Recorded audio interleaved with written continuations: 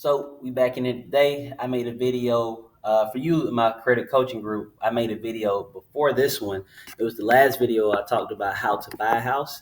And I said something about making an offer. And if you don't know what an offer is, it's another way of saying here is an offer is basically you submitting a purchase contract to buy somebody's house. So if you submitted a offer, right, for $180,000, you gave a contract to buy a house for $180,000, you have a $180,000 offer, or your offer was $180,000.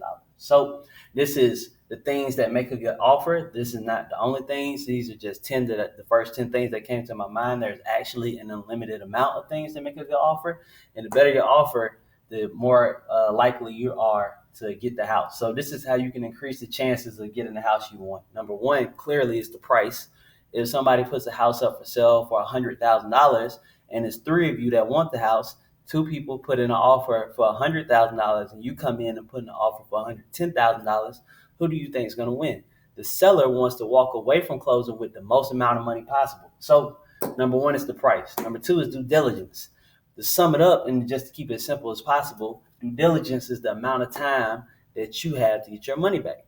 So you say, look, I want to put in an offer for $180,000.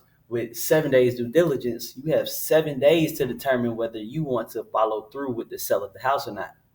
So the shorter days due diligence, the better. So if somebody came to you and said, hey, I want to sell my house. I want to buy the house from you and I want 30 days due diligence. And then you had another person, right, that came in and said, I want to buy the house with 2 days due diligence. Who do you think you'll be more likely to go with? The person who says, I'll give myself 2 days to get my money back, or the person that says, I'll give myself 30 days to get my money back?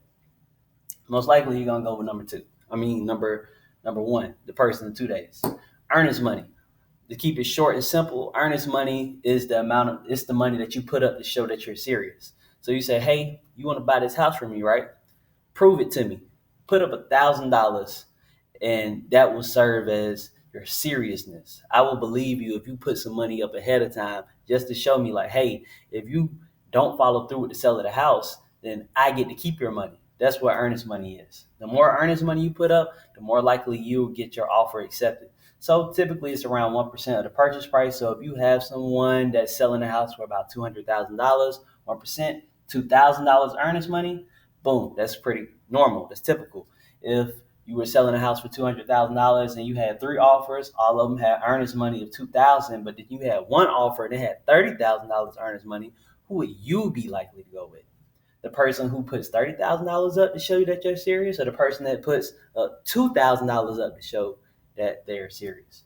Number four is the closing date. This is very simple. This is obvious. The faster you get somebody their money, the more likely they are to go with you. Hey, do you want your money now or do you want your money later? I can give you $50 now, or I can give you $65 a month from now. Which one do you want?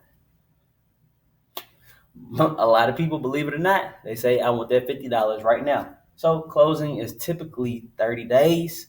Some people can do it in 21. The seller is most likely going to go with that 21-day closing. If it's a cash sale dealing with investors, some of them close in 1 day or close that day, believe it or not. So the shorter the closing date, the more likely they are to go with you. Closing attorney, what I believe, everybody wants to pick their own closing attorney. And the reason why I believe they do is because they have more pull with their attorney, more influence. So to give you an example, if they were to put the earnest money with the attorney, right, and they did something they weren't supposed to, like go outside of their days due diligence, which means they went outside of they let you know that they didn't want to buy the house outside of the days due diligence. So you had 5 days to let me know if you wanted to do this or not. On the seventh day, you told me you didn't want to do it. I get your earnest money. But we're closing with their closing attorney, and their broker has a better relationship with their closing attorney. Guess what might happen?